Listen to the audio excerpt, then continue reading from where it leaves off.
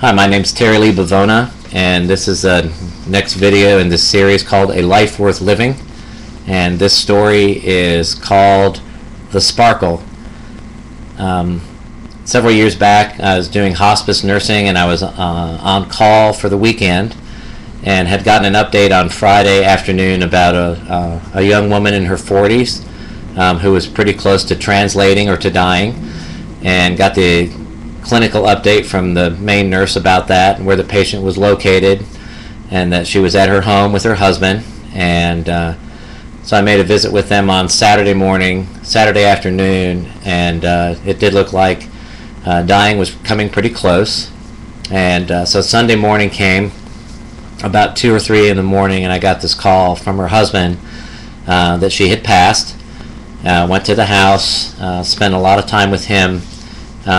And one of the things that was significant right up front was, with me being a man, and my ethics and personal values, is that tears is actually a representation of love or care.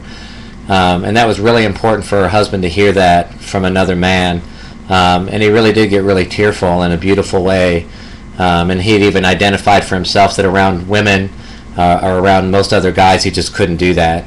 And he felt a real sigh of relief that I gave him permission to do that in this very authentic way. That was important to him. So even though I only literally spent maybe 2 hours with him that evening until the funeral home came and picked up his wife's body, those kind of things, it was a powerful 2 hours. So her funeral service was the following Wednesday, and myself, 2 or 3 other hospice nurses, a social worker, nurse practitioner, and I think one of our chaplains went too. So there were actually 6 of us from the hospice that came to the church. About 300 people were there. It was a beautiful, beautiful service, and we actually sat way back in the pews, and we watched the whole service, and then we waited, and we did want to talk to him and hug him and give our condolences and all. So we literally waited about an hour and 15 minutes, and kind of at that time frame, he had looked up and then suddenly saw us way back in the building, and he puts his arms up and he literally almost ran back to us, and he goes, "Did you just get here?" It's like, "Well, no, we've been here the whole time." He's like, "Oh my God, why didn't you tell me? I'd have brought you up front." He said, "There's people I would have loved for you to meet. You guys were so helpful." And we're like, "Well, we're okay." It's like, it was just beautiful to watch you with your friends and your family and all the love that was going on up front. And so we kind of formed this circle, so 6 of us staff and her husband, and he just made some comment about missing her, and I said, yeah, and I said, "I'm wondering how she's going to show you that she's still okay and that she's still connected to you in some way after this."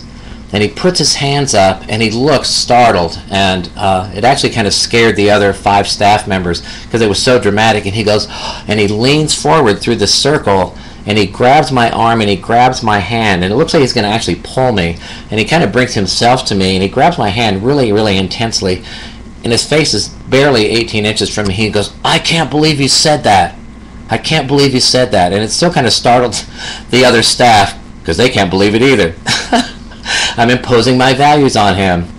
But I wasn't. I had enough dialogue with him that he had talked about some type of spiritual connection when people leave their physical body.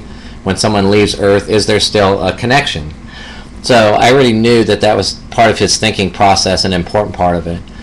So I asked him this question: "I wonder how she'll connect to you after today." He leans forward, he grabs my arm, he says, "I can't believe you said that." So after I got over this quick shock, I said, "Well, tell me why." He says, "The most amazing thing happened last night." He said, "All this stuff has been so exhausting." And he said, "I went to bed like at 8 o'clock last night after everybody was gone and everything was in as much order as it could be." And he said, "So I'm laying there." He said, "I woke up at about 2:30 this morning." And he said, "I didn't wake up startled." He says, "I woke up really, really crisp, really, really alert." And he said, "But also really, really calm." He says, "I was laying there in bed." And he said, "The window in the bedroom is over here, and coming from the window is this really intense street light, and it was strangely intense, and it sparkled onto this. We have this little frame, and it's about 8 by 12 inches, and in this frame, when my wife and I were a new couple, there was a quote. I won't tell you what it is because it's kind of private and very sweet. But there was this quote that she and I both liked, and that became kind of our relationship quote. And so she took and she crocheted, or whatever, that tatting, whatever, small crocheting or something like that, and she put it onto this, she made this little thing that had this quote on it, and then we had it mounted on a board and put behind glass and put in this frame. So in our bedroom, I'm laying there at 2:30 this morning, and this intense light is coming from the window, and it's sparkling onto this quote. And I'm just, it was so weird, because he says, I'm sitting there going, how have I never seen that street light sparkling on that thing? And he said, by sparkling, you know when you walk, he said, you know when you walk through like fall leaves, and the sun is kind of coming through, but the sun's coming through a little bit, and it sparkles here and sparkles there, and you walk through that and catch those little glints of the sun doing that? He says, that's what I mean by sparkling. It was literally on the wall and just kind of doing this little sparkling thing. And he said it was the weirdest thing, because I'd never, like, how could I have never seen that before? And he said, I was sitting there and I was watching that and how beautiful that was. He said, then I looked down, he said, and then I got this like really odd feeling, and it's like, street light. Street light? He said, then I realized, I opened my eyes and I looked up, there's no street light. There's never been a street light out there. And this white light with this little glinting, sparkling is happening on this. I looked down again, and I closed my eyes, and the light was gone.